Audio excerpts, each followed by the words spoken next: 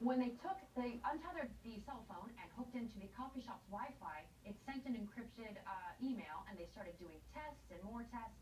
Come to find out, the encryption was being ignored by Cricket. So the complaint has been filed with the FCC. This was posted on a blog by this company, Golden Frog, these privacy engineering company, and everyone's in a lather about it, very upset, because obviously when you think your communications are being encrypted and then you go hook into a network and find out they're being sent over the internet via plain text, there comes the NSA looking at everything, anything. If you want privacy, it's very hard to get. A lot of people are angry at Verizon about that right now. Right, and it's not like Verizon said, oh, listen, we're not going to encrypt. They said it was encrypted. It's like, saying one thing and doing another is the frustrating part. But what has Verizon come out and said about this, whole debacle? Have they had any sort of statement released or anything of that nature? What do you think?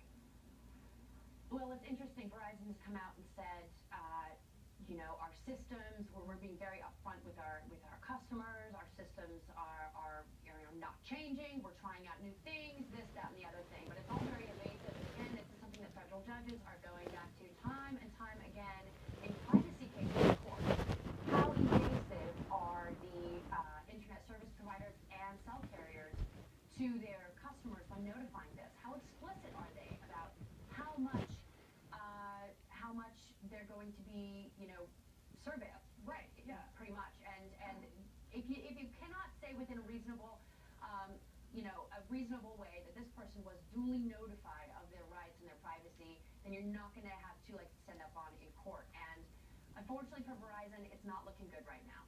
And let's talk about AT&T. Now, AT&T allegedly spies on its mobile customers as well. So what is this about, Lindsay? Okay, well, AT&T has been developing something called using super cookies, but really it's Verizon is the one that's been doing this in a very widespread way. Starting in November 2012, over 100 million actually of its customers, its retail customers, not its business customers, not its government customers. It's been using super cookies, which is essentially a cookie, but it permanently exists on your device. Very hard to remove. So if you think you've got your stuff encrypted, or that you essentially have blocked cookies, these super cookies totally subvert that, and that is a major problem. So Verizon claims it sent notifications about this to a huge list of its customers, the ones being included in this, and offered them a way to opt out of the program. Everyone right now is trying to get in on the multi-billion dollars of smart ad revenue that Google uses with its sort of targeted advertising and tracking movements, and Verizon is no different. So when it comes back to the same argument of, did Verizon let people know it was going to be using super cookies, it's very interesting to find out whether or not what a judge would say in this situation, because privacy advocates, the Electronic Frontier Foundation for one, is raising its concerns to the FCC, and it's considering legal action to block Verizon from using super cookies. You can go online to various websites, type in your information, and find out if Verizon's using super cookies on you, and they don't ever go away. So the argument that this is all anonymous tracking is totally becoming obsolete, because there are so many data points to track what you're looking at and all of the specifics that make you who you are and what your device is and who it belongs to. It's not difficult to derive your identifying information. So that argument is going out the door. And what about when intelligence agencies knock on the door and say, we'll take that? Well, there's your information with this NSA. So it'll be interesting to follow this case specifically with the super cookies and Verizon. AT&T now, based on this story breaking, is backing off that, but Verizon is knee-deep in it. So it'll be interesting to see how this develops. Lindsay, thank you so much. It's important stuff. And super cookies, they sound, cute and harmless, but apparently not so. Thank you so much. No, great to have you on the show. That was RT correspondent Lindsay France. All right, up now is energy investment strategist at Casey Research and author of The Colder War, How the Global Energy Trade Slipped from America's Grasp. Now, in this segment, I first asked Marin if fracking and liquefied natural gas will lead to energy independence for the U.S. Here's what he had to say. Well, I've written in great detail about the IEA report, and the report itself never said the the U.S. would become energy independent. It said it would become almost energy independent.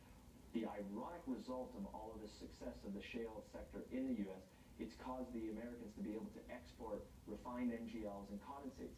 That's now eating into Saudi Arabia's market, and hence why OPEC is now at war with the U.S. shale sector.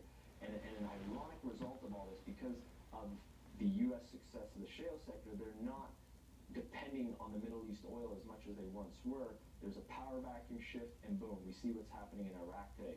And the ironic result, which we discussed in the colder wars, Putin and Russia have taken advantage of this situation. So yes, in the near term, we'll see, maybe $65, $70 oil, but in the longer term, there's significant political risks that have not changed. And the IEA just came out with that, saying, do not get fooled by cheap oil prices today. So how do you see the weakness in oil prices playing out for the U.S. fracking industry over the next couple of years? I think if you invest in the right sectors, you look at the Marcellus, even though Henry Hub is at $4 per MCF, they've been selling gas at $2. So in the sweet spot, there's a lot of potential, but not all shale formations are the same. If you look at some of the sweet spots in the Bakken, the Eagle Ford, or the Montney in Canada, there are companies that will be able to be profitable at $65 oil, but there are a lot of companies in the U.S. that are over-leveraged and need $100 oil to break even. Those companies will have a lot of pressure on them. Mary, not all of these fracking companies will be sustainable then, will they? No, you got to be very shale formation specific, and more importantly, understand the financials of a lot of these companies. Many of the U.S. companies are over-leveraged and need $100 oil, but that said, there's certain companies that will do just fine if they're in the sweet spots of the Marcellus, the Bakken, the Eagle Ford, or the Montney in Canada. So it's company specific. And many companies will go bust, no? Definitely. What is the appropriate response if the U.S. wants to protect energy supplies? Well, the first thing is the U.S. policy under Obama has not treated Russia and the emerging markets as equals. That's the first thing that the new administration will have to do. Now, with the GOP taking over, we'll see what changes, but unfortunately, there's going to be more troops in the Middle East. That's going to cause a bloodier situation in the Middle East moving forward. But I think that the West, the EU 28, and the U.S. and Japan have to accept and recognize Russia as a superpower and China and work with them towards these solutions. Until that happens, there will be no solutions. Marin, we've talked a lot about natural resources here, but we haven't even touched on the most precious one of all, water. Now, I've heard that fresh water is an increasingly short supply in many places. So, do you know anything about the alleged shortage of water and efforts to deal with it? Well, definitely. The partner in my fund, Rick Rule, is one of the landowners in the U.S.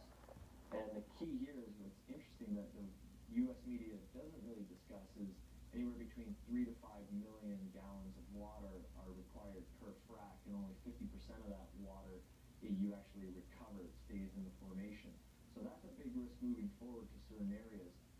Unfortunately, it is the most valuable resource in the world, but it's also the most undervalued and underappreciated resource in the world.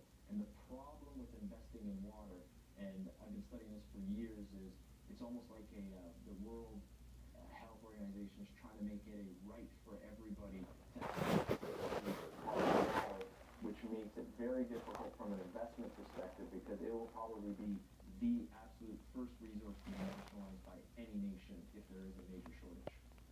So how can investors get exposure to water treatment, water desalination, and water technology plays?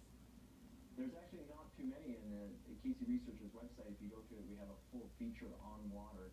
There's utilities that you can invest in, utilities that regulate it for the farms, the desalination plants, and it's very, again, just like investing in the oil sector, it's very company specific.